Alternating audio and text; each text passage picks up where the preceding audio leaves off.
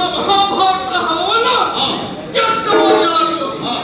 ಆ ಕಾಲಕ್ಕೆ ಉತ್ತರ ಸರಿಯಾಗಿ ಬರ್ತದೆ ಎನ್ನುವಂತಹ ನಿರೀಕ್ಷೆ ನನ್ನದಿತ್ತು.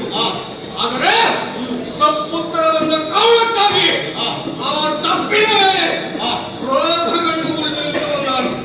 ಹಾಗಾಗಿ ತಪ್ಪು ಉತ್ತರ ಕೊಟ್ಟಂತಹ ನಿನ್ನನ್ನು ಕರೆದುಕೊಂಡು ಈ ಕುರುಕ್ಷೇತ್ರದ ಹೊರಗಾಗಿ ಬಂದದ್ದು. ಯಾಕೆ? ನಿನ್ನ ತಪ್ಪು ಎಲ್ಲಿದೆ ಅಂತ ಕಾಣಿಸಿಕೊಡುವ ಸಲುವಾಗಿ. ಅಲ್ಲದೆ ಹೋದ್ರೆ ಮಹಾಭಾರತ ಸಂಗ್ರಾಮ ಒಂದು ಕಡೆಯಲ್ಲಿ 11 ಲಕ್ಷ ಕೌರವರ ಸೇನೆ, ಇನ್ನೊಂದೆಡೆಯಲ್ಲಿ 7 ಲಕ್ಷ ಪಾಂಡವರ ಸೇನೆ. ಹೀಗಿದ್ದರೂ ಸಹಿತ ನಿಜವಾಗಿ ನಮ್ಮ ಪಾಲಿಗೆ ಗೆಲುವು ಪ್ರಾಪ್ತಿಯಾಗಿದ್ದಾರಿಂದ ನೀನು ಅರ್ಥೈಸಿಕೊಳ್ಳಬೇಕಿತ್ತು. ಎಲ್ಲರೂ ಯುದ್ಧವನ್ನು ಮಾಡಿದ್ದಾರೆ. ಆದರೆ ಯುದ್ಧದ ಗೆಲುವಿಗೆ ಬೇಕಾದೇನು ಒಂದುವುದನ್ನು ಸರಿಯಾಗಿ ಅರ್ಥೈಸಿಕೊಂಡರೆ ಗೆದ್ದವರು ಯಾರು ಎನ್ನುವುದು ಅರ್ಥವಾಗ್ತಾ ಇತ್ತು. ನೀನದನ್ನು ಗ್ರಹಿಸಲಿಲ್ಲ. ಯೋಚನೆ ಮಾಡಿ ನೋಡು. ಸಂಧಾನ ಮುರಿದು ವೀರ್ಯವನ್ನು ಕೊಡುವ ಸಮಯದಲ್ಲಿ ಕೌರವಾದಂತಹ ಮಾತೇನು? ಕೌರವರು 100 ಮಂದಿಯಲ್ಲಿ ಒಬ್ಬ ಕೌರವ ಉಳಿದರೂ ಅಧಿಕಾರ ಎನ್ನುವಂಥದ್ದು ಕೌರವರ ಪಾಲಿಗೆ. ಪಾಂಡವರ 5ರಲ್ಲಿ ಒಬ್ಬ ಸತ್ತರೂ ಅಧಿಕಾರ ಕೌರವರ ಪಾಲಿಗೆ. ಹೀಗಿರುವಾಗ 100 ಮಂದಿ ಕೌರವರನ್ನ ಕೊಂದಾದ ಎದುರಿಗಿತ್ತು. ಆ ಕಾರಣದಿಂದಲೇ ನಮಗೆ ದುಃಖ ಹಾಗಾಗಿದ್ದರು. ಅದನ್ನ ಬಿಟ್ಟು ಉಳಿದವರನ್ನೆಲ್ಲ ಕೊಂದಂತಹ ನೀನು ಕಾಲುಗಂತೆ ಅಂತ ಹೇಳಿಕೊಂಡೆಲ್ಲ. ಹಾಗಾಗಿ ಈಗಲೂ ನಿನ್ನನ್ನು ಎಚ್ಚರಿಸ್ತಾ ಇದ್ದೇನೆ. ಮಗವನ ಮಗ ತಾನು ಎಂಬಂತಹ ಅಹಂಕಾರ ನಿನ್ನ ಮನಸ್ಸಿನಲ್ಲಿ ಮುಟ್ಟು ಎಂಬುದು ಆ ನಿನ್ನ ಮಾತಿನಿಂದಲೇ ಗೊತ್ತಾಗಿದ್ದು. ಹಾಗತ್ತಾ ಇಂದ್ರ ಸುಖನಾದ ಮಾತ್ರಕ್ಕೆ ನೀನು ದೊಡ್ಡವನ್ನು ಒಪ್ಪಿಕೊಳ್ಳುವುದಿಲ್ಲ. ಜೊತೆಗಿನ್ನೊಂದುಂಟು. ನನ್ನ ತಮ್ಮ ಅಂತ ಇಷ್ಟು ಕಾಲವೂ ಕೂಡ ಹೆಮ್ಮೆ ಪಡೆದಿದ್ದಂತಹ ನಾನು ಈ ಕಾಲಕ್ಕೆ ವಿರೋಧಿಸುವುದಕ್ಕೆ ಬಲವಾದ ಕಾರಣ. ನಿಜವಾಗಿ ನೀನು ದೊಡ್ಡಾಗಿದ್ದೇನೆ. ನಿನ್ನನ್ನು ದೊಡ್ಡ ಮಾಡಬೇಕು ಅಂತ ಎಷ್ಟು ಜನ ಎಷ್ಟೆಷ್ಟು ರೀತಿಯಲ್ಲಿ ಪ್ರಯತ್ನ ಪಡಲಿಲ್ಲ. ಅಲ್ಲದೆ ಹೋದ್ರೆ ಪಾಂಡವರು 5ರು ನಾವು ದೇವಾಂಶ ಸಂಪೂರ್ಣರಾಗಿದ್ದರೂ ಸಹಿತ ನಿನ್ನಪ್ಪ ನಿನ್ನನ್ನೇ ದೇವಾಂಶವರೆಗೆ ಆಚರಿಸಿಕೊಂಡು ವರಗಳನ್ನೆಲ್ಲ ಕೊಟ್ಟು ಆಶೀರ್ವದಿಸಿ ಒಂದು ನೀನು ಬಂದ ಹೆಸರು ತರಿಸಿಕೊಟ್ಟಿದ್ದು ಅಂದ್ರೆ ಏನು? ಯೋಗ್ಯತೆ ಇರೋದ್ರಿಂದ ತರಿಸಿಕೊಟ್ಟದ್ದು. ಹಾಗಾಗಿ ಅಲ್ಲದೆ ಇದ್ರೆ ನಿನ್ನನ್ನು ಕರೀತಾ ಇದ್ದಾರೆ. ನನ್ನಪ್ಪನು ಅಲ್ಲಿಯೇ ಇದ್ದಾನೆ. ಆದರೆ ನನ್ನಪ್ಪ ಹಾಗೆ ಮಾಡಲಿಲ್ಲ. ಅದಿಲ್ಲ. ಯಾಕೆ? ಒಂದಿಗೆಲ್ಲ ಕಳಿಸಿಕೊಟ್ಟಷ್ಟು ಯೋಗ್ಯತೆ ನನಗೆ ಇಲ್ಲ ಅಂತಲ್ಲ. ನಾ ಅಲ್ಲಿ ಬರಬೇಕಾದ ಅನಿವಾರ್ಯತೆ ಅಲ್ಲಿ ಹೊರಗೆ ಬರಲಿಲ್ಲ. ಅಲ್ಲಿ ನನ್ನ ಅಪ್ಪನೇ ಸಾಕಾಗಿದ್ದ. ಹಾಗಾದ್ರೆ ನಾನು ಹೋದಕ್ಕೆ ಅಗತ್ಯತೆಯನ್ನು ಒಪ್ಕೊಂಡು ಅಗತ್ಯವಿದ್ದರೂ ಸಹಿತ ದೇವೇಂದ್ರ ತನ್ನ ಮಗನಿಗೆ ಎಲ್ಲ ಶ್ರೇಯಸ್ಸು ಸಿಗಬೇಕೆಂಬ ಕಾರಣಕ್ಕಾಗಿ ನಿನ್ನನ್ನು ಕರೆಸಿಕೊಂಡು ಪೀಠದಲ್ಲಿ ಕುಳ್ಳಿರಿಸಿಕೊಂಡು ಕಿರೀಟವನ್ನು ತೊಡಿಸಿ ಕಿರೀಟಿ ಎಂಬಂತಹ ಬಿರುದನ್ನೆಲ್ಲ ಕೊಟ್ಟದ್ದು ವರವನ್ನಿಟ್ಟದ್ದು. ಪ್ರಪಂಚವೇ ಹಾಗೆ. ಎಲ್ಲ ಅವ್ರವ್ರ ಮಕ್ಕಳಿಗಾಗಿಯೇ ಒತ್ತಾಡುವುದು. ನಿನ್ನಪ್ಪ ಕೆಲಸ ಮಾಡಬೇಕು. ನನ್ನಪ್ಪ ಬಿಟ್ಟಿದ್ದೆ ಹೇಗೆ? ನಾನು ಬಲಕ್ಕೆ ಖ್ಯಾತಿ ಬಿಟ್ಟಿದ್ದೇನೆ. ನನ್ನ ಮಗಳು ಕೂಡ ಲೋಕದಲ್ಲಿ ಬಲಕ್ಕಾಗಿ ಹೆಸರಾದಲ್ಲಿದ್ದಾನೆ. ಅವನಿಗೆ ಮತ್ಯಾವ ವರ ಬಲ ಬೇಡ. ತನ್ನ ದೇಹ ಬಲವೇ ಸಾಕಾಗ್ತದೆ ಎಂಬ ಕಾರಣಕ್ಕಾಗಿ ನನಗೆ ಯಾವುದನ್ನು ಕೊಡ್ಲಿಕ್ಕೆ ಹೋಗಿಲ್ಲ. ಆದರೂ ನೀನೇನು ವರ ಬಲದಿಂದ ಗೆದ್ದದ್ದೇ ಇಲ್ಲ. ನಾ ಅಪ್ಪ ಕೊಟ್ಟಿದ್ದ ಗೆದ್ದಲ್ಲ. ಪಡೆದಿದ್ದೇನೆ. ಯಾವುದನ್ನ ನನ್ನ ಸಾಧನೆಯಿಂದ ನಾನು ಪಡ್ಕೊಂಡಿದ್ದೇನೆ. ನಾನು ಹೇಳಿದ್ದು ನೀನು ಪಡೆಯಲಿಲ್ಲ ಅಂತಲ್ಲ. ನಾನು ಗೆದ್ದಿದ್ದೇನೆ ಎನ್ನುವಲ್ಲಿ ನಿನ್ನಂತಹ ಹಲವು ಸಾಧನೆಗಳಿಗೆ ಅಲ್ಲ ಮಹಾಭಾರತ ಹವನದಲ್ಲಿ ನೀ ನಡೆಸಿರಬಹುದಾದಂತಹ ಚಮತ್ಕೃತಿಗಳಿಗೆ ಹಲವರ ಸಹಾಯ ಸಹಕಾರ ಉಂಟು. ಆ ನಿಟ್ಟಿನಲ್ಲಿ ಭೀಮಸೇನ ಕುರಿತಾಗಿ ಯೋಚಿಸಿದರೆ ಯಾರ ಬೆಂಬಲವಿಲ್ಲದೆ ಯಾರ ಸಹಾಯವಿಲ್ಲದೆ 100 ಮಂದಿ ಕೌರವರನ್ನು ಒಂದು ಕಳೆದು ವೀಕ್ಷದ ಬಗ್ಗೆ ಸಿಕ್ಕುವ ಹಾಗೆ ಮಾಡಿದವನಿದ್ದೆ. ಹಾಗಾಗಿ ಹೇಳುವುದು ಈ ಕ್ಷಣಕ್ಕೂ ನೀನು ಎಚ್ಚೆತ್ತುಕೊಂಡು ನನ್ನ ಬಲವನ್ನ ಅಲ್ಲ ಈ ಹವನ ವಿಜಯಕ್ಕೆ ಕಾರಣ ಭೀಮ ಎಂಬುದನ್ನು ಒಪ್ಪಿಕೊಂಡರೆ ಸುಮ್ಮನಿರ್ತೇನೆ. ಇಲ್ಲದಿದ್ರೆ ತಮ್ಮ ನೋಡುವುದನ್ನು ಪಡೆದುಕೊಳ್ತೇವೆ.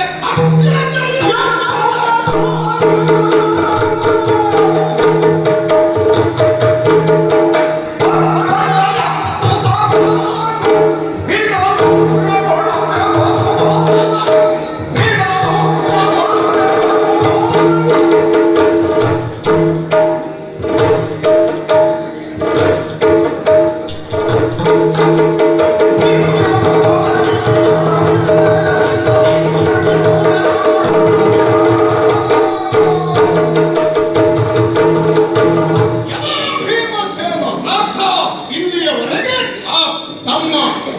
ಅರ್ಜುನ ಹಾ. ಪ್ರೀತಿಯಿಂದ ಕರೆಯುವ ವಾಕ್ಯವಾಗಿತ್ತು, ಶಬ್ದವಾಗಿತ್ತು. ಆದ್ರೆ ಇವತ್ತು ಹಾಗಲ್ಲ. ಆಹಾ. ಎಲ್ಲವೋ ಮಖವನ ಮಗನೇ. ನೀನು ಹಾಗೆ ಪ್ರಾರಂಭಿಸಿದಾಗಲೇ ನಮಗೆ ಅರ್ಥ ಆಗಿದೆ. ಏನು ಇವತ್ತು ನೀನು ನೇರ ಬುದ್ಧಿಯಿಂದ ಬಂದವ ಅಲ್ಲವೇ ಅಲ್ಲ. ಮತ್ತೆ ವಿರೋಧವನ್ನ ಅವಲಂಬಿಸಿ ನನ್ನಲ್ಲಿ ವಿರೋಧವನ್ನ ಗಟ್ಟಿಕ್ಕುವುದಕ್ಕಾಗಿಯೇ ಬಂದವ ಎನ್ನುವುದು ಗೊತ್ತಾಗಿದೆ. ಆರಂಭಿಸಿದವ ನೀನಾದ್ರೂ ನಾವು ಮುಂದುವರಿಸಲೇಬೇಕು. ಆದ್ರಿಂದಲೇ ನಿನ್ನನ್ನ ಭೀಮ ಅಂತಲೇ ಪ್ರತ್ಯುತ್ತರ ಕೊಟ್ಟಿದ್ದೇನೆ. ಹಾ. ನೀನು ಒಂದು ಮಾತಲ್ಲ, ಹಾ. ಅರ್ಧ ಶಬ್ದ ನಿನ್ನ ಬಾಯಿಂದ ಬರುವುದರೊಳಗಾಗಿ ನಿನ್ನ ಬಾಯಿ ಮುಚ್ಚಿಸ್ತಿದ್ದೆ. ಆದ್ರೆ ಸುಮ್ಮನಿದ್ದದ್ದು ಯಾಕೆ ಗೊತ್ತಾ? ಯಾಕೆ? ಇಲ್ಲಿಯವರೆಗೆ ಪಾಂಡವರ ಐವರ ಬದುಕು ಅಂತ ಹೇಳಿದ್ರೆ ಐವರ ಬುದ್ಧಿಯು ಹಾ. ಒಂದೇ ಜನವಾಗಿ ಅಷ್ಟೊಂದು ಅನ್ಯೋನ್ಯವಾಗಿ ಇನ್ನೊಬ್ಬರಿಗೆ ಆದರ್ಶವಾಗಿ ಬರುವುದನ್ನು ನಾವು ಕಂಡುಕೊಂಡವರು. ಅಣ್ಣ ತಮ್ಮಂದಿರು ಹೇಗಿರಬೇಕು ಎನ್ನುವುದಕ್ಕೆ ಹಾ. ಲೋಕಕ್ಕೊಂದು ಸಾಕ್ಷೀಭೂತವಾಗಿ ಕಾಣಿಸುವುದಿದ್ರೆ ಪಂಚಪಾಂಡವರು. ಹೌದು. ಅಂಥ ನಾವು ಯಾವುದೇ ಕಾರಣಕ್ಕೂ ನಮ್ಮ ನಡೆಯಲ್ಲಿಯೋ ನುಡಿಯಲ್ಲಿಯೋ ಹಾ. ಲೋಪವನ್ನು ದೋಷವನ್ನು ತೋರಿಸಬಾರದು ಸಮಾಜಕ್ಕೆ ಎನ್ನುವ ಉದ್ದೇಶದಿಂದ ನಿನ್ನ ಕುರಿತಾದಂತಹ ಒಂದು ಗೌರವದಿಂದ ಹಾ. ನಾನು ಸುಮ್ಮನುಳಿದದ್ದು. ಓಹೋ. ಯಾವಾಗ ನೀನು ದಾರಿ ತಪ್ಪಿದೆಯೋ ಹಾ. ಆಗಲೂ ಸುಮ್ಮನುಳಿದೆ. ಯಾಕೆ ಗೊತ್ತಾ? ಯಾಕೆ? ಅಗ್ರಜ ಎಂಬುದಕ್ಕಾಗಿ. ಓಹೋ. ಇಲ್ಲಿಯವರೆಗೆ ಹಾ. ನಿನ್ನನ್ನು ಅಣ್ಣ ಎನ್ನುವ ಗೌರವದಿಂದ ಅದೇ ರೀತಿಯ ಶ್ರದ್ಧೆಯಿಂದ ನೋಡಿಕೊಂಡವನು ನಾನು. ಇಲ್ಲಿ ಉಂಟಾದದ್ದು ಯಾವುದು? ಯಾವುದು? ನಾನಾಗಿಯೇ ನಾನು ಹೇಳಿಕೊಂಡದ್ದಲ್ಲವೇ ಅಲ್ಲ. ಹಾ. ತುಂಬಿರುವಂತಹ ಸಭೆಯಲ್ಲಿ ಅಣ್ಣ ಧರ್ಮರಾಯನೇ ಕೇಳಿರುವಂತಹ ಪ್ರಶ್ನೆಗೆ ಹಾ. ಸಮರ್ಪಕವಾದಂತಹ ಉತ್ತರವನ್ನು ಕೊಟ್ಟಿದ್ದೇನೆ. 18 ದಿವಸದ ಮಹಾಭಾರತ ಸಂಗ್ರಹದಲ್ಲಿ ಗೆಲುವಿನ ರೂವಾರಿ ಯಾರು? ಹಾ. ಅದಕ್ಕೆ ಒಂದು ತಾರ್ಕಿಕವಾದಂತಹ ನಿರ್ಧಾರವನ್ನ ಕೃಷ್ಣ ಆಗಲೇ ಸೂಚಿಸಿ ಆಗಿದೆ. ಆದರೂ ನೀನು ಒಪ್ಪುವುದಿಲ್ಲ. ಹಾ. ಯಾಕೆ? ಯಾಕೆ? ನಿನಗೆಲ್ಲ ನಾನು ಕಡಿಮೆ ಆಗಿ ಹೋಗ್ತೇನೆ ಎನ್ನುವಂತ ಒಂದು ಕೀಳರಿಮೆ. ನನಗೆ ನಾನು ಕಡಿಮೆ ಆಗುವುದು ಬಗ್ಗೆ ಯೋಚನೆ ಇಲ್ಲ. ಅಂದ್ರೆ ನಾನು ಹೆಚ್ಚಾಗಬಾರ್ದು ಅಂತ ಆಲೋಚನೆ. ಅದಲ್ಲ, ಈ ಹೆಚ್ಚು ಅಂತ ಹೇಳಿಕೊಳ್ಳುವುದಕ್ಕೆ ಕಲಿಸಿಕೊಂಡು ಹಾಗಾದ್ರೆ ಅಣ್ಣ ಧರ್ಮರಾಯನಿಗೆ 18 ದಿವಸದ ಮಹಾಭಾರತ ಯುದ್ಧ ನಡೆದ ವಿಷಯ, ಅದನ್ನ ಗೆದ್ದವರು ಯಾರು ಎನ್ನುವ ವಿಷಯ ಮತ್ತೊಬ್ಬರಿಂದ ಕೇಳಿ ತಿಳಿಯಬೇಕಾ? ಹಾಗಾದ್ರೆ ಗೊತ್ತಿತ್ತು ಅಣ್ಣ ಪ್ರಶ್ನೆಯನ್ನ ಕೇಳಿದ್ದಾನೆ ಸಭೆಯಲ್ಲಿ. ಯಾಕೆ? ಯಾಕೆ? ನಾಳೆ ದಿವಸ ಯಾವುದೇ ಕಾರಣಕ್ಕೂ ಮನಸ್ತಾಪಕ್ಕೆ ಕಾರಣ ಆಗಬಾರದು. ಯಾಕೆಂದ್ರೆ 18 ದಿವಸದ ಯುದ್ಧ ಎನ್ನುವುದು ಕೌರವ ಸೇನೆಯ 11 ಅಕ್ಷೋಹಿಣಿ ಸೇನಾ ಬಲವನ್ನ ಮಡುವುದರ ಮೂಲಕವಾಗಿ ಒಳಗಿರುವಂತಹ ಪಾಂಡವರ ಯಶೋಗಾಥೆ ಅದು. ಇನ್ನೊಬ್ಬರಿಂದ ಅನ್ಯತ್ರ ಅಲಭ್ಯವಾದಂತಹ ಸಾಹಸವನ್ನ ನಾವು ತೋರಿಸಿದ್ರಿಂದ ನಿಜವಾದಂತಹ ಗೆಲುವಿನ ರೂವಾರಿ ಯಾರು ಎನ್ನುವುದು ಪ್ರಪಂಚಕ್ಕೆ ಗೊತ್ತಾಗಬೇಕು ಎನ್ನುವ ದೂರದೃಷ್ಟಿತ್ವವನ್ನು ಹೊಂದಿರುವಂತಹ ಅಣ್ಣ ಧರ್ಮರಾಯ ಈ ಪ್ರಶ್ನೆಯನ್ನು ಕೇಳಿದ. ಸತ್ಯ ಹೇಳ. ಅವನಿಗೂ ಗೊತ್ತುಂಟು ಅಲ್ಲವೇ ಅಲ್ಲ, ಗೆಲುವನ್ನು ಪಡೆಯುವುದಕ್ಕೆ ಕಾರಣ ಪಾಂಡವರಲ್ಲಿ ಅರ್ಜುನನೇ ಸಮರ್ಥ ಎನ್ನುವುದು. ಹಾಗಿದ್ರೆ ನಾನು ಹೇಳೋದಿತ್ತಲ್ಲ, ಏನಂತ ಪ್ರಾರ್ಥನೆ ಗೆದ್ದಿದ್ದಾರೆ ಎಂತವನಂತ. ಅವ ಹೇಳಿಲ್ಲ. ಯಾಕೆ? ಯಾಕೆ? ಅದು ನಮ್ಮಲ್ಲೇ ನಿರ್ಧಾರ ಆಗಬೇಕು ಎನ್ನುವುದು ಅಣ್ಣನ ಅಂಬೋಣ. ಆತ್ಮಸಾಕ್ಷಿಯಾಗಿ ನಾನು ಹೇಳಿದ್ದೇನೆ. ಆ 18 ದಿವಸದ ಯುದ್ಧದಲ್ಲಿ ನಿಜವಾದಂತಹ ಗೆಲುವನ್ನು ಪಡೆದವ ನಾನು ಎನ್ನುವುದು. ಮತ್ತೆ ನೀನು ಹೇಳಿಕೊಂಡ ಹಾಗೆ ಸಂಧಾನಕ್ಕಾಗಿ ಬಂದಿರುವಂತಹ ಕೌರವ ಮಾಡಿರುವಂತಹ ಮಾತಿನಂತೆ ಒಬ್ಬ ಕೌರವ ಸತ್ತರೋ ಅಥವಾ ಒಬ್ಬ ಪಾಂಡವರಲ್ಲಿ ಒಬ್ಬ ಅಳಿದರು ಇತ್ಯರ್ಥವಾಗುವಂತಹ ಯುದ್ಧದ ಪರಿಣಾಮಗಳು ಆಮೇಲೆ ಆಲೋಚನೆ ಮಾಡಿ ನೋಡು. 100 ಮಂದಿ ಕೌರವರನ್ನು ನೀನು ಗೆಲ್ಲಿದದ್ದು ಅಂತ ಹೇಳಿದ್ರೆ ನಿನ್ನ ಸಾಹಸದ ವಿಷಯ ಅಲ್ಲವೇ ಅಲ್ಲ. ಯಾಕೆ? 100 ಮಂದಿ ಕೌರವರಲ್ಲಿ ಬೆಳಕಿಗೆ ಬಂದವರು ಎಷ್ಟು ಜನ ಎನ್ನುವುದು ಬೇಕು. ಎಷ್ಟು ಜನ? ಭಾವಿಗಳು ಎಷ್ಟು ಜನ ಎನ್ನುವುದು ಎಷ್ಟು ಜನ ಅನ್ನುವುದಕ್ಕಿಂತಲೂ 100 ಜನ ಇದ್ದಾರೆ ಅನ್ನೋದು ಮುಖ್ಯವಾಗಿ ಗೊತ್ತುಂಟ. ಯಾಕೆ? ಪ್ರಧಾನಿಗಳು ಕೇವಲ ಬೆರಳಿಗೆ ಇರಬಹುದು. ಅವರಷ್ಟನ್ನೇ ತೆಗೆದು ರಾಜ್ಯ ನಮ್ಮ ಪಾಲಿಗೆ ಹಾಕುವುದಿಲ್ಲ. ತೆಗೆಯುವುದಿದ್ರೆ 100 ಮಂದಿಯನ್ನು ತೆಗಿಬೇಕು. ಅದನ್ನ ಮಾಡಿಕೆ. ಹೌದಯ್ಯ. 99 ಮಂದಿಯನ್ನು ನೀನು ಕೊಂದು ಮುಗಿಸಿದೆ. ಒಂದು ವಿಷಯ ನೀನು ಅರ್ಥ ಮಾಡಿಕೊ. ಒಂದು ಗೊಂಚಲನ್ನ ಪೂರ್ಣವಾಗಿ ಕೆಡಹುವುದು ಬಹಳ ಸುಲಭ. ಅದೇ ಗೊಂಚಲಲ್ಲಿರುವಂತಹ ಒಂದು ಹಣ್ಣನ್ನ ಮಾತ್ರ ಬೇರೆ ಮಾಡಿ ತೆಗೆಯುವುದು ಬಹಳ ಕಷ್ಟದ ಕೆಲಸ. ನಾವು ಮಾಡಿದ್ದೆಲ್ಲ ಹೇಗೆ ಗೊತ್ತಾ? ಗೊಂಚಲಲ್ಲಿರುವಂತಹ ಒಂದೊಂದೇ ಹಣ್ಣನ್ನಾಗಿ ತಿಂತಾ ಬಂದದ್ದು. ಹಾಗಾಗಿ ಕೊನೆಗೆ ನಿನಗೆ ಅವರನ್ನು ಕೊಲ್ಲುವುದಕ್ಕೆ ಆ ಸುಲಭವಾದ ಯಾಕೆ? ಗೊಂಚಲನ್ನೇ ಕಳೆಯುವುದು ಸುಲಭ ಇರುವಾಗ ಒಂದೊಂದನ್ನೇ ಕಳ್ತಾ ಹೋಗುವುದು ಅಡ್ಡ ಲಕ್ಷಣ. ಒಮ್ಮೆಲೆ ಕಳೆದು ಹಾಕೋದಿಲ್ಲ ಅಲ್ಲವೇ ಅಲ್ಲ. ಯಾಕೆ ಕೇಳು? ಅದು ಉದಾಹರಣೆ ಅಷ್ಟೇ. ಅಲ್ಲಿಂದದ್ದು ಕೇವಲ 100 ಮಂದಿ ಕೌರವರು ಎನ್ನುವಂತ ಒಂದು ಗೊಂಚಲ ಮಾತ್ರ ಅಲ್ಲ, 11 ಅಕ್ಷೋಹಿಣಿ ಸೇನೆಯನ್ನು ಸನ್ಮಾನ ಮಾಡ್ಲಿಕ್ಕೆ ಬಂದದ್ದು. 11 ಅಕ್ಷೋಹಿಣಿ ಸೇನೆಯನ್ನು ಗೆಲ್ಲಬೇಕಾದಂತ ನಮಗೆ ಅನಿವಾರ್ಯ. ಮತ್ತೆ ಎಲ್ಲಾ ಯುದ್ಧದಲ್ಲಿಯೂ ನೀನೇ ಸಾಹಸವನ್ನ ತೋರ್ಪಡಿಸಿದ್ದು ಅಂತಾದ್ರೆ ಭೀಷ್ಮ ಪರ್ವದಲ್ಲಿ ನೀನು ಎಲ್ಲಿದ್ದೆ? ಇದ್ದೆ. ಅಲ್ಲಿದ್ದೆ ಬಿಟ್ಟರೆ ಯುದ್ಧದಲ್ಲಿ ನೀನಿದ್ದೀಯ. ಭೀಷ್ಮರನ್ನ ಗೆಲ್ಲುವುದಕ್ಕೆ ನೀನು ಕಾರಣ. ಒಂದು ವಿಚಾರ ಏನು? ಸತ್ಯವಾಗಿ ಹೇಳಿದಾಗ ಭೀಷ್ಮ ನೀನು ಗೆದ್ದದ. ಯಾಕಲ್ಲ? ಯಾಕೆ ಹೋಗ್ಲಿಲ್ಲ? ಹೋಗಿದ್ದೇನೆ. ನೀವು ಹೋಗಿದ್ದಿ, ಸೋಲಿಸ್ಲಿಕ್ಕಾಗಲಿಲ್ಲ. ಯುದ್ಧ ಮಾಡಿದ್ದೇನೆ. ಯುದ್ಧವನ್ನು ಮಾಡಿದ್ದೀನಿ, ನಾನು ಯುದ್ಧ ಮಾಡಿದ್ದೆ ಅಂತ ಸೋಲಿಸ್ಲಿಕ್ಕಾಗಲಿಲ್ಲ. 9 ದಿವಸ ಸೋಲಿಸ್ಲಿಕ್ಕಾಗದ ಕಾರಣಕ್ಕಾಗಿ 9ನೇ ದಿವಸ ರಾತ್ರಿ ಕೃಷ್ಣ ಪರಮಾತ್ಮ ನಮ್ಮೆಲ್ಲರನ್ನು ಕೂಡಿಕೊಂಡು ಭೀಷ್ಮಾಚಾರ್ಯರ ಎದುರಿಗಾಗಿ ಹೋದಾಗ ಅವರೆದುರಲ್ಲಿ ಕೃಷ್ಣನೇ ಆಗಿರುವಂತಹ ಮಾತನ್ನು ಕಾಯ ಬೆಂಕಿ ಕರುಣ ನೈವರ್ಣ ಭೀಷ್ಮರೇ ನೀವು ರಕ್ಷಿಸಬೇಕು. ಆ ಕಾಲಕ್ಕೆ ಹೋರಾಡಿದ್ದು. ನಾಳೆ ದಿವಸ ಯುದ್ಧದಲ್ಲಿ ನಪುಂಸಕನನ್ನು ಬಂದ್ರೆ ನಾನು ಶಸ್ತ್ರ ಮುಟ್ಟುವುದಿಲ್ಲ. ಆಗ ಮರು ದಿವಸ ಶಿಖಂಡಿಯನ್ನು ತಂದು ಅವನನ್ನು ನಿಲ್ಲಿಸಿ ಅವರು ಇಲ್ಲೊಂದು ಕಾಲದ ಕಾಲಕ್ಕೆ ಬಾಣ ಬಿಟ್ಟು ನೀವು ಸರಸೆಯಲ್ಲಿ ಮನುಷ್ಯನ ಹೊರತು ನೀನಾಗಿದ್ದಲ್ಲ. ನಿನಗದು ಒಳಗುತ್ತೇ ಗೊತ್ತಿಲ್ಲ. ಭೀಷ್ಮಾಚಾರ್ಯರನ್ನು ಗೆಲ್ಲುವುದಕ್ಕೆ ಶಕ್ತಿ ಪ್ರಧಾನ ಆದದ್ದಲ್ಲ, ಒಂದು ಯುಕ್ತಿ ಪ್ರಧಾನ ಆದದ್ದು.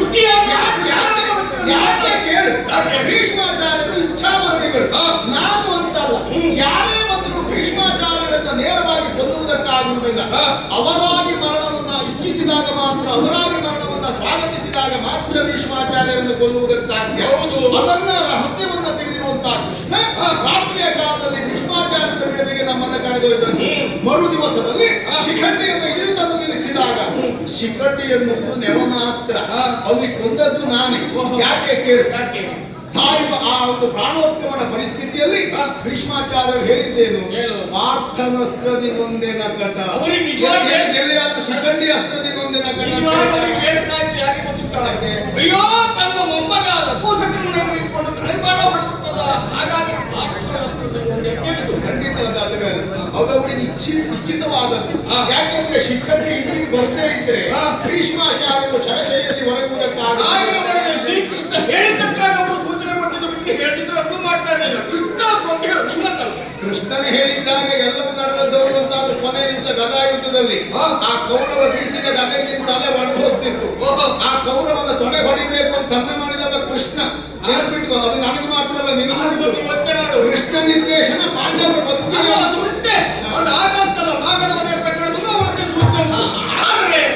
ಆ ಕಾಲಕ್ಕೆ ಅವರನ್ನ ಯುದ್ಧದಲ್ಲಿ ಸೋಲಿಸುವಾಗಲೂ ಕೌರವರಾದ್ರು ನನ್ನನ್ನು ಆಯ್ಕೆ ಮಾಡಿಕೊಂಡ ಬಿಟ್ರೆ ನಿನ್ನನ್ನು ಆಯ್ಕೆ ಮಾಡಿಕೊಳ್ಳಿಲ್ಲ. ಸಣ್ಣ ಬಂದ್ರೆ ಅವನಿಗೆ ಕೊಂಡಿದ್ದದ್ದು ನಿನ್ನ ಮೇಲೆ. ಯಾಕಂದ್ರೆ ಅವನಿಗೆ ಜೀವನದಲ್ಲಿ ಬಹಳ ರಗಳೆ ಪಟ್ಟ ಒಂದು ಮೇನ್ ಮಾತ್ರ. ನಾವೆಲ್ಲ ಬೇರೆ ಬೇರೆ ವಿಭಾಗದಲ್ಲಿ ಕೌರವನ ಬಲವನ್ನೆಲ್ಲ ಕುಗ್ಗಿಸ್ತಾ ಬಂದಿದ್ದೇವೆ ಬಿಟ್ರೆ ಅವನಿಗೆ ಮಾನಸಿಕವಾದಂತಹ ದ್ವೇಷ ಇದ್ದಿದ್ದ ಮೇಲೆ ಸಾಯುವ ಕೊನೆ ಸಂದರ್ಭದಲ್ಲಾದ್ರೂ ನಿನ್ನ ತೆರಿಬೇಕು ಅಂತ ನಿನ್ನ ಆಯ್ಕೆ ಮಾಡಿದ್ದಾರೆ. 3 ಮಂದಿ ಕೌರವರಲ್ಲಿ ಹಿರಿಯವನಾಗಿ ಕೌರವನಿಗಾದರು ನನ್ನ ಮೇಲೆ ಸಿಕ್ಕಾಗಿ ನಾನು ನಮ್ಮವರಲ್ಲಿ ಹಿರಿಯವ ಅಂತಲ್ಲ, ಪಾಂಡವರಲ್ಲಿ ಅತಿ ಬಲಿಷ್ಠ ಅಂದ್ರೆ ಭೀಮಸೇನ. ಒಂದೊಂದು ಹೇಗಾದ್ರೂ ತೆಗೆದ್ರೆ ಪಾಂಡವರು ತಾನು ಏನೂ ಮಾಡುವುದು ಒಪ್ಪನಿಗಿತ್ತು. ಪಾಂಡವರು ಉಳಿದವರು ನಾಲ್ವರನ್ನು ರಕ್ಷಿಸ್ತಾ ಇದ್ದವ ಭೀಮ. ಹಾಗಾಗಿ ಅವರನ್ನು ಕೊಲ್ಲಬೇಕು ಅಂತ ಹಲವು ಬಾರಿ ಪ್ರಯತ್ನ ಸರಿಯಪ್ಪ, ಅದೇ ಹೌದು ಅಂತಾದ್ರೆ ಗದಾಯುದ್ಧದ ಕೊನೆಯ ಭಾಗ ನಡೆಯುವುದಕ್ಕಿಂತ ಪೂರ್ವಭಾವಿಯಾಗಿ ಮೊದಲೊಂದು ಯುದ್ಧ ನಡೆದಿತ್ತಲ್ಲ, ಆಗ ನೀನು ಮತ್ತು ಕೌರವ ಮುಖಾಮುಖಿಯಾಗಿದ್ರಲ್ಲ, ಆಗ ಕೌರವ ಓಡಿ ಹೋಗಿ ಪ್ರಾಣ ಉಳಿಸಿಕೊಂಡಲ್ಲ. ಹಾಗಾದ್ರೆ ನಿನ್ನನ್ನ ಆಯ್ಕೆ ಮಾಡುವಾಗ ನಿನ್ನ ಬಲಾಢ್ಯತೆಯ ಬಗ್ಗೆ ಅರಿವಿದ್ರು, ಮೊದಲ ಯುದ್ಧದಲ್ಲಿ ತಾನು ಓಡಿದ್ದೇನೆ ಎನ್ನುವುದು ಗೊತ್ತಿದ್ರು ನಿನ್ನನ್ನು ಆಯ್ಕೆ ಮಾಡಿದ. ಯಾಕೆ ಗೊತ್ತಾ? ನಿನ್ನನ್ನು ಕೊಲ್ಲುವುದು ಅವನ ಉದ್ದೇಶವಾಗಿತ್ತು. ಕೃಷ್ಣನ ನಿರ್ದೇಶನದಂತೆ ಅವನ ಉದ್ದೇಶ ಈಡೇರದೆ ನೀನು ಗೆಲುವನ್ನು ಪಡೆದುಕೊಳ್ಳುವುದಕ್ಕಾಯಿತು. ಹಾಗಾಗಿ ಕೃಷ್ಣ ನಿರ್ದೇಶನ ನನಗೆ ಯಾವ ಭಾಗದಲ್ಲಿ ಬಂದಿದೆಯೋ ಅದೇ ನಿರ್ದೇಶನದಲ್ಲಿ ನೀನು ಗೆಲುವನ್ನು ಪಡೆದದ್ದು. ಕರ್ನಾಟಕದ ಕಾಳಗದಲ್ಲಿ ಈಶ್ವರ ಸೇನಾಪತಿ ಮುಂದೆ ದ್ರೋಣ ಬಂದು ಅದು ಬಿಟ್ಟು ಮುಂದೆ ಹೋಗಬೇಡ. ದ್ರೋಣ ಬರುವುದ ನೀನೇನ್ ಮಾಡಿದ್ದೇನೆ? ನಾನು ಇದ್ದಪ್ಪ ದ್ರೋಣ ನಿಜವಾಗಿ ಹೇಳ್ಬೇಕು. ದ್ರೋಣರ ಸಾಯುವುದು ಕಾರಣವೇನು? ಏನ್ ಮಾಡಿ ಹೋದ್ರೆ ಅವರೇ ಆಡುವಂತಹ ಮಾತು. ನೀನೊಂದು ಅದನ್ನು ಆಡಿದಂತಾದ್ರೆ ನಾವು ಶಸ್ತ್ರತ್ಯಾಗ ಮಾಡ್ತೇನೆ. ಅಣ್ಣ ಹಾಗೆ ಆಡುವುದಕ್ಕೂ ಕಾರಣವಾದವು ನಾನು. ಯೋಚನೆ ಮಾಡು. ದ್ರೋಣರು ಶಸ್ತ್ರ ಬಿಟ್ಟದ್ದು ಯಾವಾಗ? ಅಶ್ವತ್ಥಾಮೋಹತಃ ಎಂಬಂತ ಧರ್ಮರಾಯರು ಕೇಳಿದ. ಮುಂದೆ ಕೃಷ್ಣ ಚಮತ್ಕಾರ ಮಾಡಿದ್ದ ಬೇರೆ. ಆಗ ಆ ಅಶ್ವತ್ಥಾಮೋಹತಃ ಅಂತ ಹೇಳುವಲ್ಲಿ ನಾನು ಭಗವಂತ ಅಶ್ವತ್ಥಾಮ ಎಂಬಂತಹ ಆನೆಯನ್ನು ಕೊಂದದ್ದ ಕಾರಣ ಹೊತ್ತು ಮತ್ಯಾವುದಲ್ಲ. ಹಾಗಾಗಿ ದ್ರೋಣ ಹಾಗಾದ್ರೆ ಅಶ್ವತ್ಥಾಮೋಹತ ಎನ್ನುವುದಾಗಿ ಅಣ್ಣ ಧರ್ಮರಾಯ ಹೇಳುವುದಕ್ಕೂ ಕೃಷ್ಣ ಅಲ್ಲಿ ಶಂಖಾನಾದವನ್ನು ಮಾಡುವುದಕ್ಕೂ ನೀನು ಆನೆಯನ್ನು ಹೊಡೆಯುವುದಕ್ಕೂ ಹೌದಪ್ಪ. ಹಾಗಾದ್ರೆ ಎಲ್ಲವೂ ಸುಳ್ಳಿನ ಕಥೆ ಎನ್ನುವುದಾಗಿ ಆಯ್ತು ಬಿಟ್ರೆ ಮೋಸಗಾರಿಕೆ ಎನ್ನುವುದು ಕೇವಲ ಭೀಷ್ಮ ಪರ್ವದಲ್ಲಿ ಮಾತ್ರ ಅಲ್ಲ, ಅಲ್ಲಿ ದ್ರೋಣ ಪರ್ವದಲ್ಲಿ ಮಾಡಿದ್ದು. ಅದನ್ನೇ ಬಿಟ್ಟು ನಿನ್ನ ಸಾಹಸ ತೋರಿಸಿದ್ದ. ಮೋಸ ಮಾಡಿದ್ದ ಅಲ್ಲಿ ಕೃಷ್ಣ ನಿರ್ದೇಶನ ಬಿಟ್ಟು ನೀನಾಗಿ ಇಷ್ಟನ್ನು ಮಾಡಿ. ಒಂದು ಸೂತ್ರ ಏನುಂಟು? ಸುಳ್ಳನ್ನೇ 1000 ಬಾರಿ ಆಗಿದ್ದು ಸತ್ಯವಾಗಿ ಪರಿಣಮಿಸುತ್ತದೆ. ಅದು ಸತ್ಯವನ್ನು ಒಪ್ಪಲು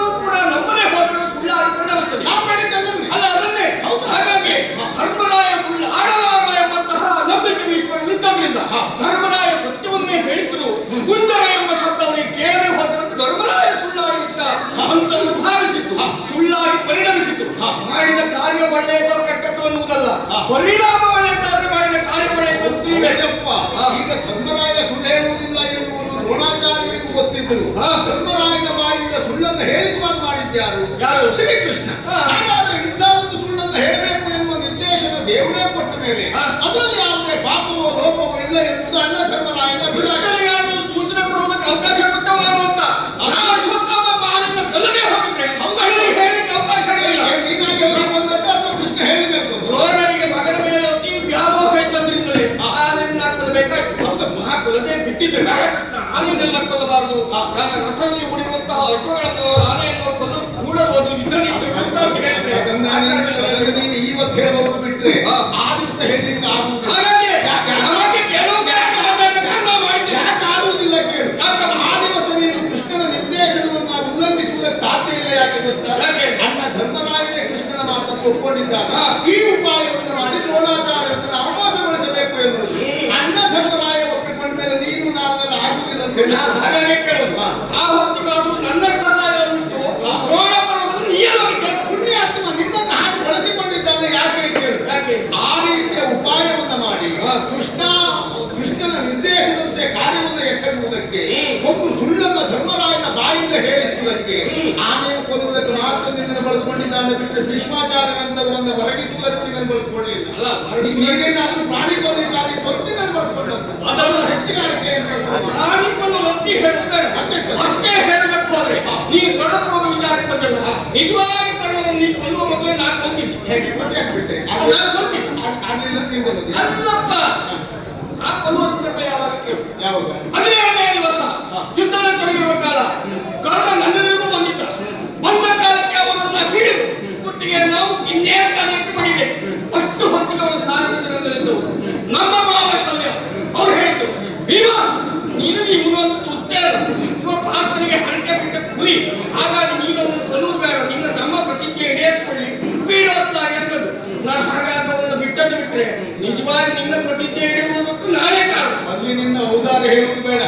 ಹಾಗೆ ನೀನು ಬಿಟ್ಟದ್ದೆಲ್ಲ ದೊಡ್ಡಸ್ತಿಕೆ ಅಂತ ಹೇಳುವುದಿದ್ರೆ 100 ಮಂದಿ ಕೌರವರಲ್ಲಿ ದುಶ್ಯಾಸನನ್ನು ಕೊಲ್ಲುವುದಕ್ಕೆ ನಿನಗೆ ಅವಕಾಶವೇ ಇಲ್ಲವಾಗಿತ್ತು.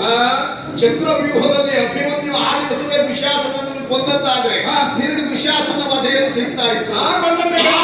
ಆ ದಿವಸ ನನ್ನ ಮಗ ಅಭಿಮನ್ಯು ಹೇಳಿದ್ದು ಹಾಗೆ, ಇದು ಏನಿದ್ರು ಭೀಮನಿಗೆ ಹರಸಿಟ್ಟಂತ ಕುರಿ ಎನ್ನುವುದಾಗಿ ಔದಾರ್ಯದಿಂದ ದುಶ್ಯಾಸನವನ್ನು ಬಿಟ್ಟದ್ರಿಂದ ನೀನು ಶತಕ ಬಾರಿಸಿದೆ. ಇಲ್ಲದಿದ್ರು 99ಕ್ಕೆ ಮುಗಿದಿತ್ತು ನಿನ್ನದು.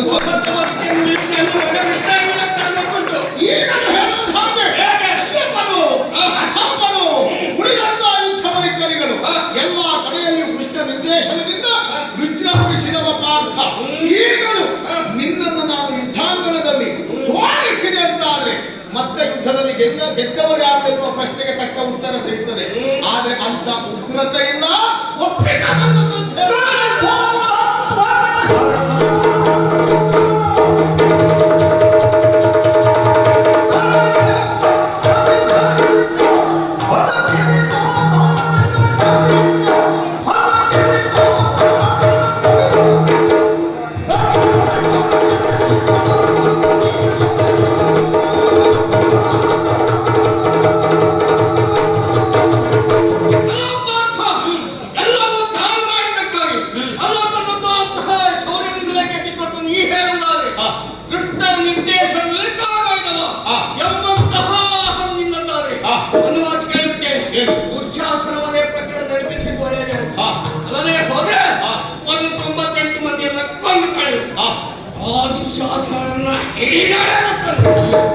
ಹೊರಗಿಸಿಕೊಂಡು ಅವನ ಅವನ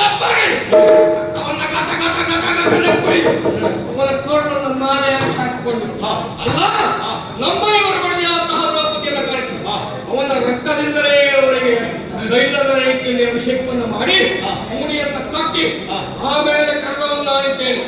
ಕೇವಲ ನಿನ್ನನ್ನಲ್ಲ, ಪಾಂಡವ ಕೌರವರು ಏನು ಸೇನೆಯಲ್ಲಿ ಯಾರಿದ್ದಾರೆ ಪಟ್ಟವರು ಬನ್ನಿ ಎಂಬಂತೆ ನಾನು ಹಾಗೆ ಮಿತ್ರನ ಹಾಗೆ ಆ ಹೊತ್ತು ಉರಿಯುತ್ತಿರುವಂತಹ ಸಂದರ್ಭ, ಉಗ್ರನಾಗಿರುವಂತಹ ಸಂದರ್ಭ ನೀನು ಬಂದಿಲ್ಲ ಅಂತ ಹೇಳಲಿಕ್ಕೆ ನಾ ಕಂಡಿದ್ದೇನೆ ಹೊರಗಿನಲ್ಲಿ. ಒಟ್ಟಾರೆ ನೀನು ಹುಮ್ಮನ ಹಾಗೆ. ಆದ್ರೆ ಪ್ರಾರ್ಥನೆಗಳನ್ನು ಉಳಿಸಿದ ಬಹುಶಃ ಆ ಹೊತ್ತು ನೀವು ಬಂದಿದ್ರೆ ನನ್ನ ವ್ಯಕ್ತಿಯಲ್ಲಿ ಇದರಿಂದಲಿರುವವರು ಯಾರು ಅನ್ನುವುದನ್ನು ಗ್ರಹಿಸದೆ ನಿನ್ನನ್ನು ಹಾಗೆ ವಿರಬದುಕಿದ್ದೇನೆ. ನೀ ಆವತ್ತು ಉಳ್ಕೊಂಡಿದ್ದಕ್ಕಾಗಿ ಒಟ್ಟು ಹಾಗೆ ಬಿದ್ದೇನೆ ಎಂಬ ಅಹಂಕಾರ ಮಾತನಾಡ್ತಾ ಇದ್ದಿ. ಹಾಗೆ ನೋಡ್ಲಿಕ್ಕೆ ಹೊರಟ್ರೆ ನೀನು ಮಾಡಿದ್ದಲ್ಲ, ನೀನು ಉಳ್ಕೊಂಡದ್ದು. ಯಾಕೆ ಇದೇ ಮಹಾಭಾರತ ಹೋದ ಸಂದರ್ಭದಲ್ಲಿ ಎಷ್ಟು ಸಾರಿ ನೀನು ಸಾಯುವಂತಹ ಸಂದರ್ಭಗಳು ಬರಲಿಲ್ಲ. ಭಗವಂತ ಬಿಟ್ಟಂತಹ ವೈಷ್ಣವಾಸ್ತ್ರ, ಆ ವೈಷ್ಣವಾಸ್ತ್ರಕ್ಕೆ ಹೊಲಿ ತಲೆ ಕೊಡದೆ ಹೋಗಿದ್ರೆ ನಿನ್ನ ತಲೆ ಹೋಗಿತ್ತು. ಅದಲ್ಲ, ಅಶ್ವತ್ಥಾಮ ಪ್ರವೇಶಿಸಿದಂತಹ ನಾರಾಯಣಾಸ್ತ್ರ, ಆ ನಾರಾಯಣಾಸ್ತ್ರ ಬಂದ ಸಂದರ್ಭದಲ್ಲಿಯೂ ಕೃಷ್ಣ ಪರಮಾತ್ಮನೇ ಎಲ್ಲರೂ ಆಯುಧವನ್ನು ಕೆಳಹಾಕಿ ಅಂತ ಹೇಳಿದ. ನಿಜವಾಗಿ ಬಲವಂತನಾದಂತಹ ನಾನು ಅಂದ್ರೆ ಸಾವತ್ತಲ್ಲ, ಸಾಯುವುದಕ್ಕೂ ಸಿದ್ಧನ ಶೌರ್ಯವಂತನನ್ನು ನಾ ಬಿಟ್ಕೊಡುವುದಿಲ್ಲ ಎಂಬ ಕಾರಣಕ್ಕಾಗಿ ಹೋಗಿದ್ದಬೇಕು ಕಾಲಕ್ಕೆ ಒಬ್ಬರ ಹತ್ರ ಆಗಲಿಲ್ಲ. ನೀನು ಕೃಷ್ಣ ಇಬ್ಬರು ಸೇರಿ ಅಂತ ಹೇಳಿದರು, ಗೊತ್ತಾಯ್ತಲ್ಲ. ಆಗಲೂ ನಾನು ಮುಂದುವರೆದು ಇನ್ನು ನಿನ್ನ ಮಗನ ಸಾವಿಗೆ ಕಾರಣ ಅಂತಹ ಜಯದ್ರಥ ಅವನನ್ನು ಸೂರ್ಯಾಸ್ತೊಳಗೆ ಅಂತ ಶಪಥ ಮಾಡಿದವನಿಗೆ ಅವನನ್ನು ಕೌರವರು ಅಡಗಿಸಿಟ್ಟ ಕಾಲಕ್ಕೆ ನಿನ್ನಿಂದ ಹುಡುಕಿಕೊಳ್ಳಲಿಕ್ಕಾಗಲಿಲ್ಲ. ಕೃಷ್ಣ ಪರಮಾತ್ಮೆ ಚಕ್ರವನ್ನು ಬಿಟ್ಟು ಸೂರ್ಯಾಸ್ತ ಆಯ್ತು ಎಂಬ ಹಾಗೆ ಭ್ರಮೆಯನ್ನು ಉಂಟು ಮಾಡಿ ಆ ಕಾಲಕ್ಕೆ ಜಯದ್ರಥ ತಲೆ ಕೋರಿದಾಗ ಬಿಡುಪಾರ್ಥಾಸ್ತ್ರವನ್ನು ಅಂತ ಹೇಳಿದಾಗ ನೀವು ಬಿಟ್ಟದ್ದು. ಇಲ್ಲದಿದ್ರೆ ನೀವು ಆಗಲೇ ಪುಣ್ಯವಾದ ಸಿದ್ಧ.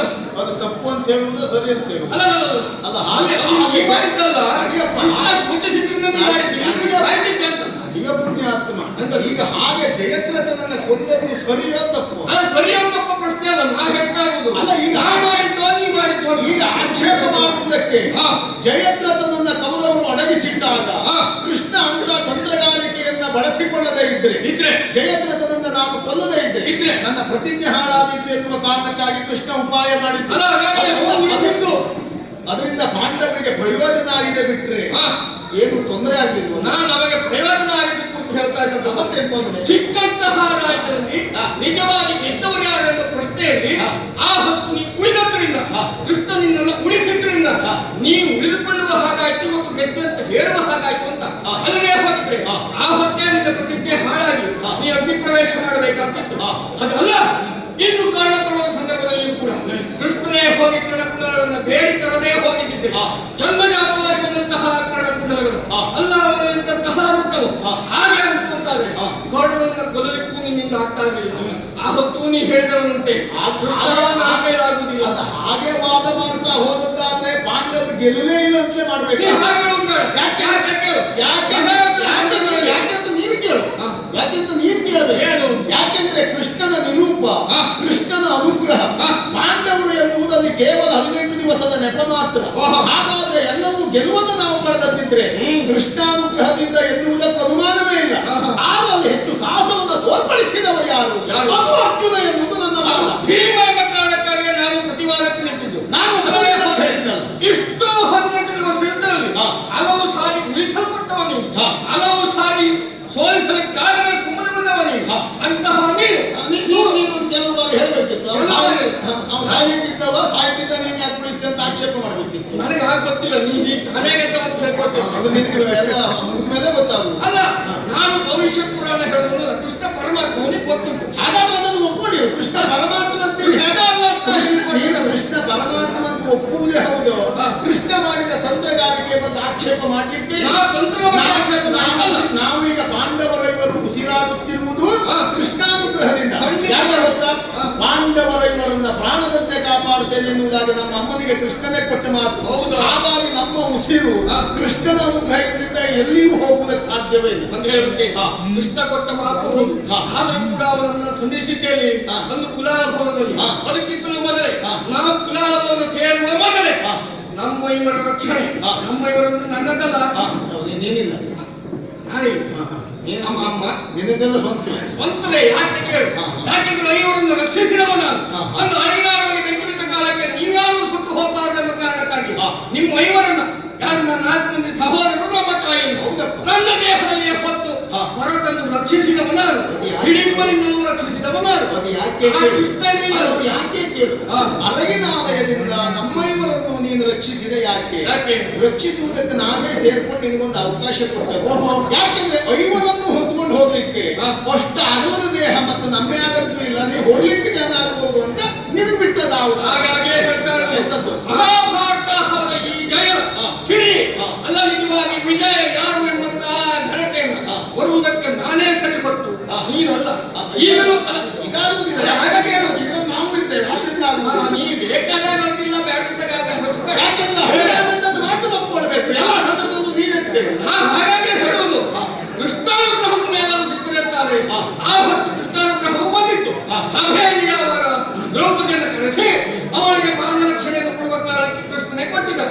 ಆಗಲಿಲ್ಲ.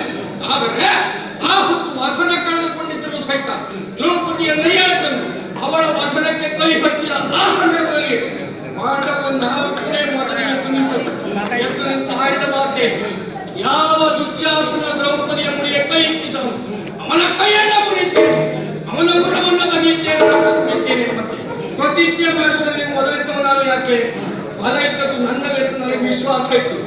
ಅಷ್ಟು ಕಾಲದಿಂದಲೂ ಕೂಡ ನಮ್ಮವರಿಗೆ ಅನ್ಯಾಯ ಆದಾಗ ಎದ್ದು ನಿಂತವನಾದ ಈ ಕಾಲಕ್ಕಾಗುವ ಗುರುತಿಸುವ ಸ್ವಭಾವವೇ ನಿನ್ನದಲ್ಲ. ಹಾಗಾಗಿ ಗೆದ್ದವ ನಾನು ಎನ್ನುವುದನ್ನು ತಿಳಿಸುವುದಕ್ಕಾಗಿ, ಗೆದ್ದವನು ಅಲ್ಲ ಎನ್ನುವುದನ್ನು ಪ್ರಕಟಿಸುವುದಕ್ಕಾಗಿ ಬಂದಿದ್ದೇನೆ. ಈಗಲೂ ನೀನು ಕೃಷ್ಣಾನುಗ್ರಹ ಅಂತ ಹೇಳುವುದಾದ್ರೆ ಅವೆಲ್ಲೋ ಇದ್ದುಕೊಂಡು ಕೃಷ್ಣ ಅನುಗ್ರಹ ಮಾಡಿದ, ಹಾಗಾಗಿ ನಾನು ಗೆಲ್ತೇನೆ ಅದನ್ನು ಹೇಳುವುದು ಬೇಡ. ನಿಜವಾಗಿ ನಿನಗೆ ನನ್ನನ್ನು ಗೆಲ್ಲಬೇಕು ಅಂತುಂಟ, ಕೃಷ್ಣನನ್ನ ಸಾರಥ್ಯಕ್ಕೆ ಕರೆಸಿಕೊ, ಮಾರುತಿಯನ್ನು ಧ್ವಜದಲ್ಲಿ ಇರಿಸಿಕೊ, ಆ ನನ್ನ ಗಾಂಧೀವವನ್ನು ಎತ್ತಿ ಹೋರಾಟ ಮಾಡು.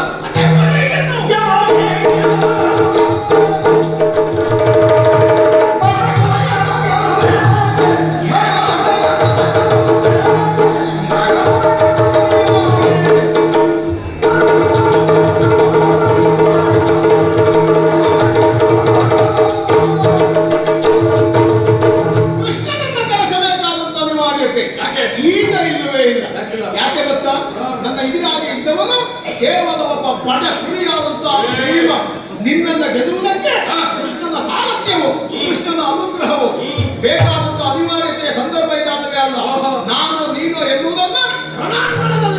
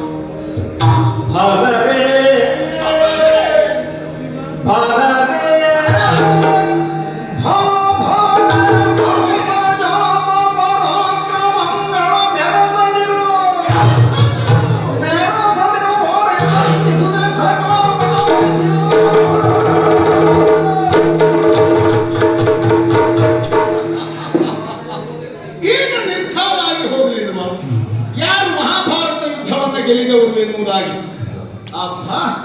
ಹಾಗೆ ಹೀಗೆ ತಾನು ಮಾಡಿದ್ದೆ ಸಾಹಸ ಎನ್ನುವುದಾಗಿ ಬಾಯಿಗೆ ಬಂದ ಹಾಗೆ ಹೇಳಿಕೊಂಡ. ನನಗೂ ಅವನಿಗೂ ನಡೆದ ಯುದ್ಧದಲ್ಲಿ ಸಾಹಸವನ್ನು ತೋರಿಸಿದ, ಪರಿಣಾಮವಾಗಿ ಬಿದ್ದಿದ್ದಾನೆ. ಈಗ ಹಾಗೆ ಕಳುಹಿಸಿದ್ರೆ ಏನು ಪ್ರಯೋಜನ ಇಲ್ಲ. ಇನ್ನೊಂದು ದಿವಸ ಮತ್ತೆ ರಗಳೆ ತಕೊಂಡು ಬಂದರೂ ಬಂತು. ಹಾಗಾಗಿ ಅವನ ಸೋಲೇನು ಎನ್ನುವುದು ಅವನಿಗೆ ಮನವರಿಕೆ ಆಗಬೇಕು ಅಂತ ಆದ್ರೆ ಒಂದೆರಡು ಮಾತಾಡಿಯೇ ಕಳುಹಿಸುವುದು ಒಳ್ಳೆಯದು.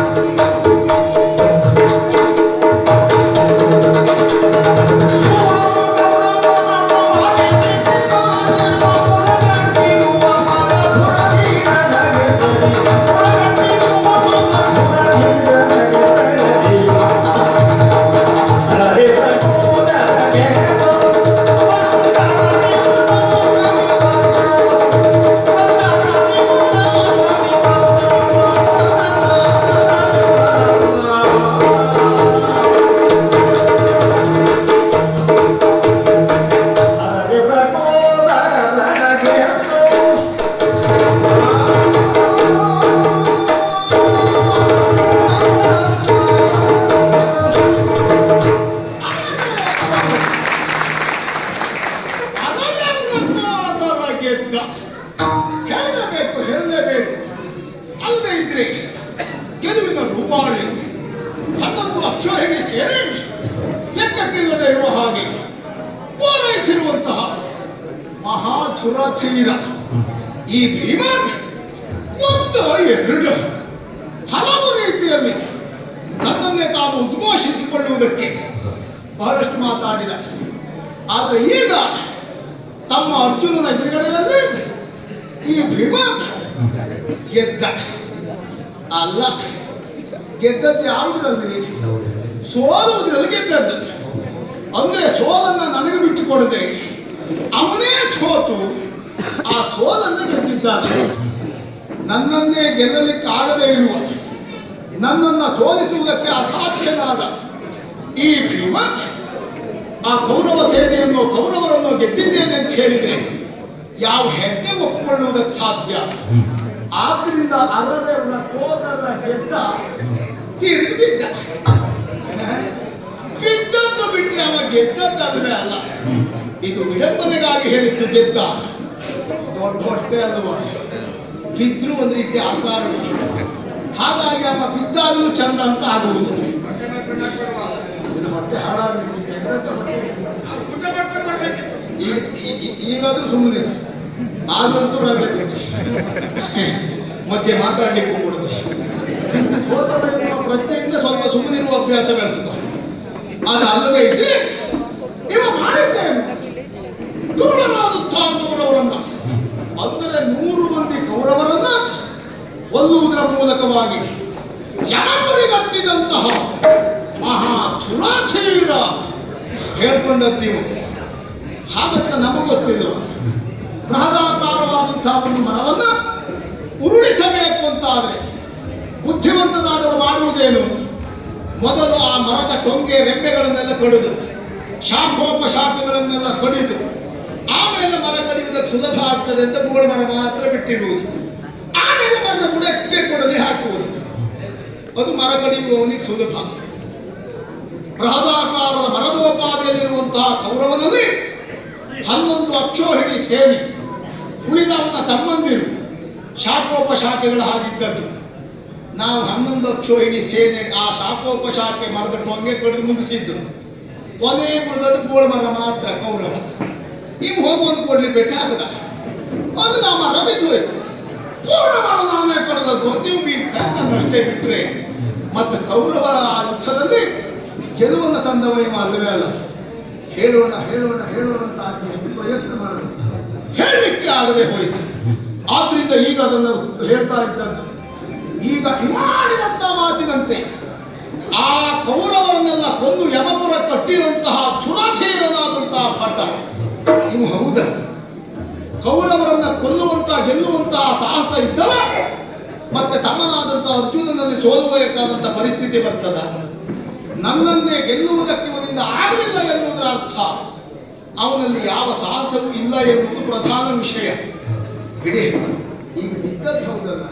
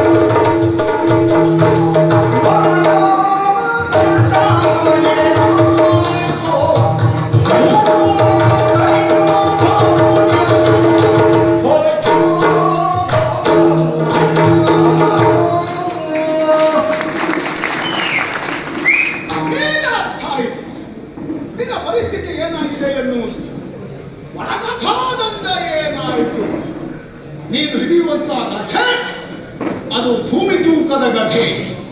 ಹಾಗಾದ್ರೆ ಉಳಿದವರಿಂದ ಅಸಾಧ್ಯವಾದ, ನಿನಗೆ ಮಾತ್ರ ಲಭ್ಯವಾದ ಆ ಭೂಮಿ ತೂಕದ ಕಥೆಯಿಂದ ಸಾಹಸವನ್ನು ತೋರ್ಪಡಿಸಿದವ ನೀನು.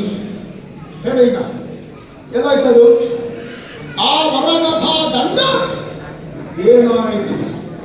ಭೀಮನಿಗೇನಾದರೂ ಪ್ರಭೆ ಇರಬೇಕು, ಯೋಗ್ಯತೆ ಇರಬೇಕು ಅಂತಾದ್ರೆ ಕೈಯಲ್ಲಿ ಕಥೆ ಇದ್ರೆ ಮಾತ್ರ. ಕೊಟ್ಟ ಒಂದು ಪೆಟ್ಟಿಗೆ ನಿನ್ನ ಕೈಯಲ್ಲಿರುವಂತಹ ಕಥೆ ಕೈ ಜಾರಿದೆ. ಅಷ್ಟೇ ಅಲ್ಲ, 100 ಕರಿಗಳ ಸಾಹಸ, ಆ ಫಲ ಅದು ಎಲ್ಲಿಗೆ ಹೋಯಿತು? ಶತಗಜತ್ರಾಣಿ ಭೀಮ 100 ಆನೆಯ ಬಲವನ್ನು ಹೊಂದಿದವನಂತೆ. ಹಾಗಾದ್ರೆ ಒಬ್ಬ ಅರ್ಜುನನನ್ನು ಗೆಲ್ಲುವುದಕ್ಕೆ 100 ಆನೆಯ ಬಲವು ಸಾಕಾಗಲಿಲ್ಲ ಅಂತಾದ್ರೆ ನಿನ್ನ ಆ 100 ಆನೆಯ ಬಲ ಏನಾಯಿತು? ರಕ್ಕಸರನ್ನು ಕೊಂದಿದ್ದೇನೆ, ಅವರನ್ನು ಗೆದ್ದಿದ್ದೇನೆ, ಹಾಗೆ ಮಾಡಿದ್ದೇನೆ, ಹೀಗೆ ಮಾಡಿದ್ದೇನೆ, ಎಲ್ಲವನ್ನೂ ತಾನೇ ಮಾಡಿದ್ದೇನೆ ಎನ್ನುವುದಾಗಿ ಬರಿದೇ ಹೇಳಿದ ನೀನು ನನ್ನಿಂದಲೇ ಸೋತು ರಣಭೂಮಿಯಲ್ಲಿ ಬಿದ್ದು ಹೊರಳಾಡ್ತಾ ಇದ್ದೀಯಲ್ಲ. ಈಗಲಾದರೂ ತಿಳಿದುಕೋ, ಮಹಾಭಾರತ ಯುದ್ಧ ಗೆದ್ದದ್ದು ಅರ್ಜುನ ಬಿಟ್ಟರೆ ನೀನಲ್ಲ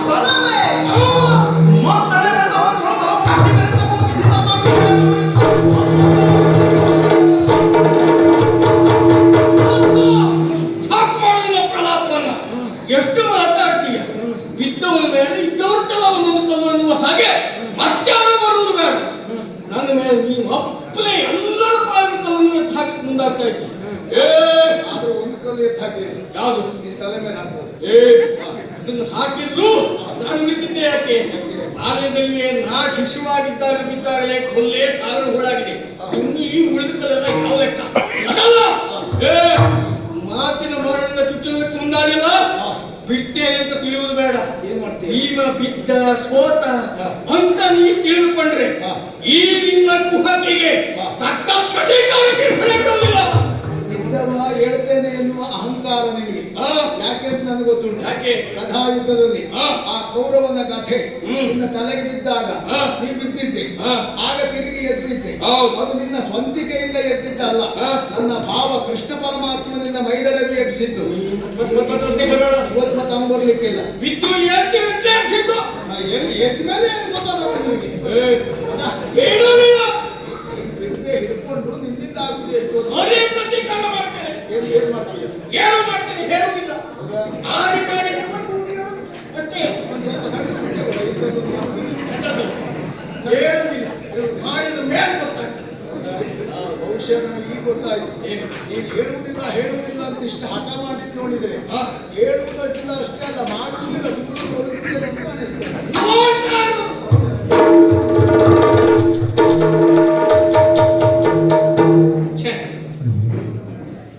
ಎಂತ ಸನ್ನಿವೇಶ ಹೀಗಾಗ್ತದೆ ಅಂತ ಮೊದಲೇ ಗೊತ್ತಿಲ್ಲ. ಗೊತ್ತಿದ್ದಿದ್ರೆ ನಾನು ಅದೇ ಎತ್ತುವುದೇ ಇಲ್ವ. ಅದೇನು ಬಿಡಿ ಸಾಕು, ಮತ್ತೆ ಹಿಡ್ಕೊಳ್ಳಿಕ್ಕೆ ನನಗೇ ಆಗುದು. ಆದ್ರೂ ಬಿಡುವುದಿಲ್ಲ, ನನಗದೇ ಅದು ಮಾತು ಗೊತ್ತುಂಟಾ. ನಮ್ಮವರ ಬಗ್ಗೆ ನಾವು ಅಭಿಮಾನ ಪಡಬೇಕು.